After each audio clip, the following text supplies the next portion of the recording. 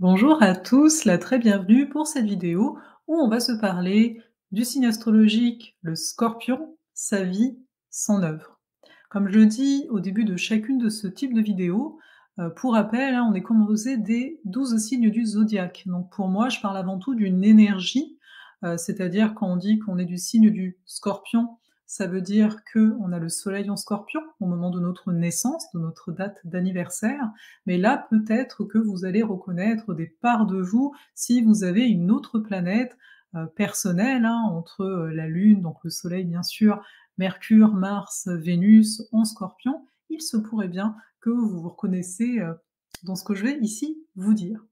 Je suis Farah Sabi, alias Ozalé, et j'aime à vous accompagner à travers cette chaîne YouTube, à travers mes accompagnements, ce que j'appelle des sentiers initiatiques, à mieux vous voir, mieux vous observer, afin de mieux vous connaître, et ainsi créer une vie plus en adéquation avec qui on ressent être à l'intérieur. Première chose, quand on parle ici du Scorpion, c'est de se rappeler que le Scorpion fait suite à l'énergie de la Balance, hein. Dans la Balance, pour rappel, je ne sais pas si vous avez vu la vidéo, je vais vous la rajouter, sur l'écran en haut à droite. Donc vous pouvez regarder la Balance, c'est là où on entre en relation avec l'autre. Mais on entre en relation, on va dire, d'une façon, vous savez, on veut plaire, quoi. Vous savez, au début, là, 1er rendez-vous, vous connaissez pas quelqu'un, vous allez vous montrer sous vos meilleurs atouts. Et ensuite vient le Scorpion, c'est-à-dire que même si la Balance est en quête de la vérité, à sa façon, d'où le fait qu'elle peut beaucoup hésiter, et cetera, le Scorpion, lui, il est en contact directement avec cette vérité et on va voir comment, en quoi il l'est. Pourquoi on entre en contact avec notre vérité qui est beaucoup reliée ici, dans l'énergie du Scorpion qui est en lien à l'élément eau, donc on est en contact avec cette vérité-là, intrinsèquement, parce qu'ensuite va suivre le Sagittaire, où on va être invité à partager ce qu'on a perçu à l'intérieur de nous. L'énergie du Scorpion est dominée par Mars. La petite particularité, c'est qu'autant en astrologie dite exotérique, celle qu'on connaît tous, et l'astrologie dite ésotérique, c'est la planète Mars, ça reste Mars. Donc oui, bien sûr, vous allez me dire: «Mais il y a Pluton».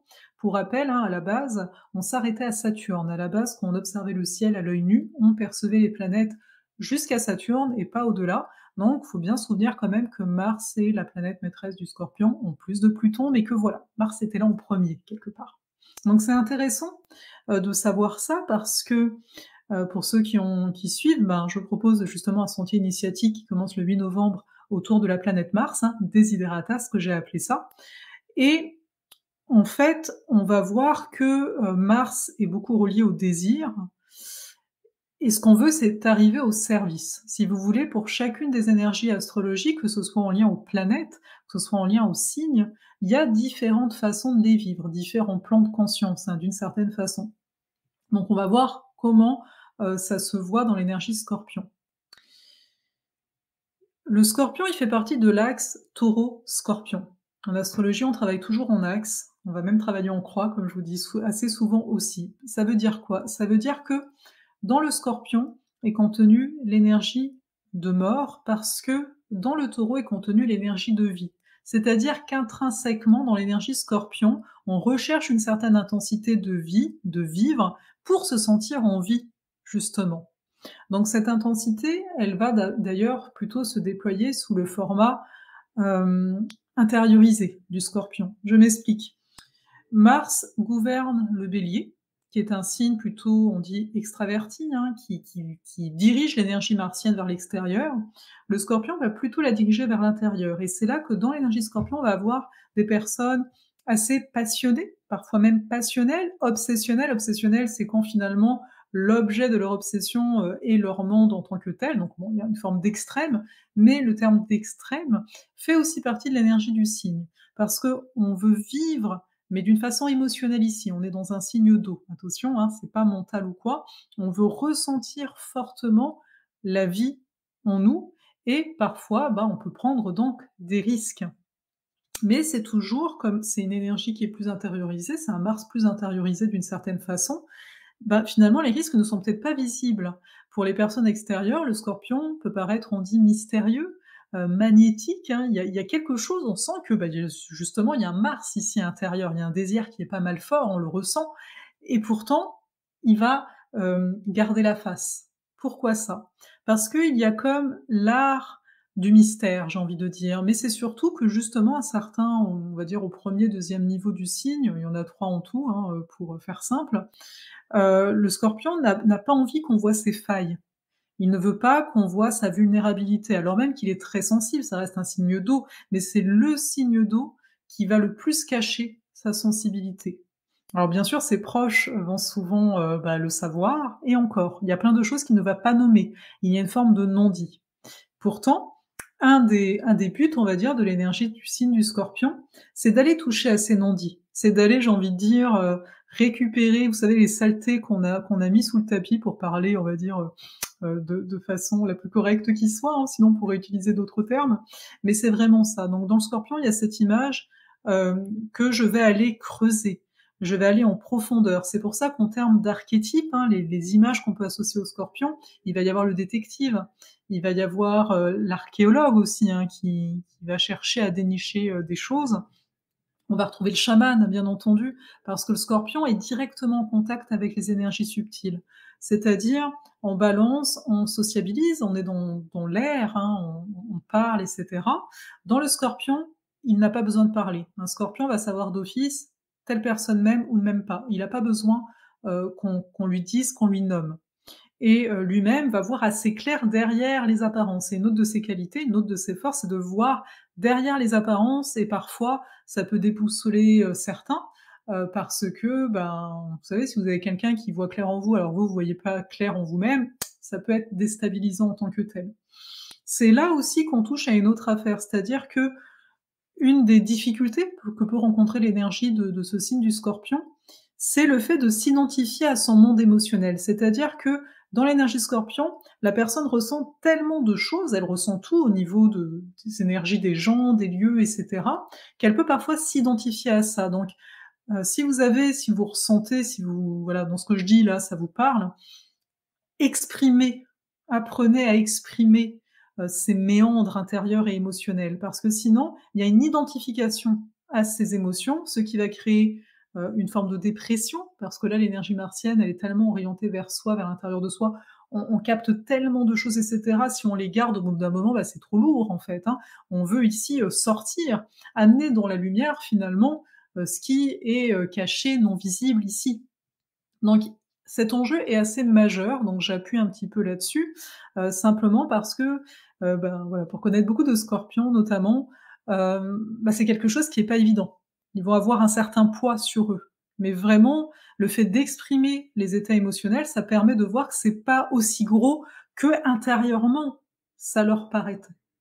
Donc d'apprendre ça et pourquoi c'est difficile? Parce que comme je vous l'ai nommé tout à l'heure, hein, le scorpion ne va pas aimer de dire: «Bah, en fait, j'ai cette difficulté, j'ai cette faille». Pourquoi il va pas aimer ça? En fait, le scorpion a tendance, à se débrouiller, seul, en général. Il ne sait pas demander de l'aide et pourquoi? Parce que dans le signe, il y a une notion de contrôle qui est assez fort, hein, vous savez qu'il y a Pluton donc qui est quand même en relation avec le scorpion et il y a, ce côté «je contrôle», hein. Tant que c'est à l'intérieur de moi, je contrôle. Si je le mets à l'extérieur, ça peut être entendu différemment. En tout cas, ça échappe à mon contrôle d'une façon ou d'une autre et donc c'est pour ça qu'en termes de comment je peux vivre cette énergie du scorpion, ben, sans que ce soit toujours en mode, bah, je touche le fond. Alors il faut savoir une chose, le scorpion a cette capacité d'aller toucher le fond parce qu'il va rebondir, hein. Il n'a pas peur de ça, il limite, c'est son processus parce que la notion de transformation est forte. C'est une autre qualité du signe, c'est la transformation, voilà.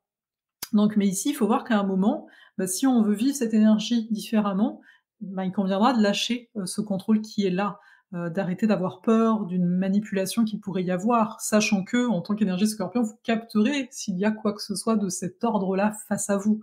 Le fait est, bah, c'est voilà, faut sortir les choses qu'il y a à l'intérieur de soi, c'est ça que je voulais vous amener ici. Une autre chose qui, pour moi, est très en relation avec le scorpion, qui est très importante, c'est la notion de vérité. Je vous le disais au tout début, le scorpion, il aime à fouiller, à creuser pour trouver sa vérité. L'unique chose ici, ça reste un signe fixe, hein, donc il peut être un petit peu têtu aussi sur les bords, c'est de OK, il y a peut-être une vérité, mais d'accepter et ça va être le cas, en transmettant cette vérité, cette flamme, qui vient des profondeurs au Sagittaire, d'accepter en fait qu'à partir du moment où notre vérité est partagée, elle va, elle aussi, se transformer et cetera et que nous-mêmes par ce processus, enfin nous-mêmes en tant que énergie Scorpion, on va être amenés à se transformer. Donc c'est d'accepter finalement les morts pour que les renaissances puissent avoir lieu. Il peut y avoir aussi cet aspect-là, donc je reste tellement sur, je veux tellement rester fixe, alors même que la qualité du signe, c'est la remise en question. Je veux tellement rester fixée à ce qui est là, de peur de perdre quelque chose, que je le maintiens. Et c'est aussi ça, l'aspect de nommer les choses, de pas voir que je les perds, je perds le contrôle. Non, tu perds pas le contrôle, en fait, au contraire, tu assois la puissance qui est inhérente ici à ce signe, qui est pour moi, enfin, c'est voilà, c'est qui est pour moi, on va dire, son fin, son fond en termes d'exploration. Je vais m'arrêter là, je pourrais continuer encore longtemps. En fait, je me rends compte sur cette énergie Scorpion, mais vous avez l'essence de cette énergie-là. Hésitez pas à vous abonner si vous voulez d'autres vidéos sur les autres signes du zodiaque, sur les planètes, sur les nouvelles et les pleines lunes. Qu'est-ce que je fais d'autre? Les énergies du mois. En ce moment, j'avoue que, il y a pas mal de choses qui sortent sur la chaîne, donc hésitez pas. Et puis, comme d'habitude, vous savez ce qu'il vous reste à faire si vous avez aimé cette vidéo, quoi. Voilà, vous aimez, vous commentez si vous avez envie de me partager, votre expérience de cette énergie-là. S'il y a certaines choses que j'ai dites, que vous aviez pas vues de cette façon-là, je trouverais ça, pas mal intéressant. Là-dessus, je vous souhaite une excellente journée et si vous voulez, venir, pour le 8 novembre à Desideratas, je vous mets le lien dans les commentaires et peut-être même dans la barre d'infos, qui sait?